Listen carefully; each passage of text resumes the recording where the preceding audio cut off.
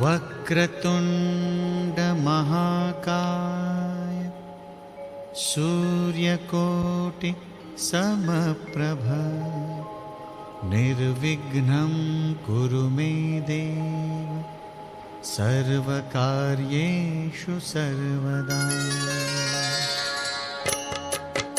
ॐ गणपतये नमो नमः। श्रीसिद्धिविनायक नमो नमः। अष्टविनायक नमो नमः। गणपति बाप्पा मोरया।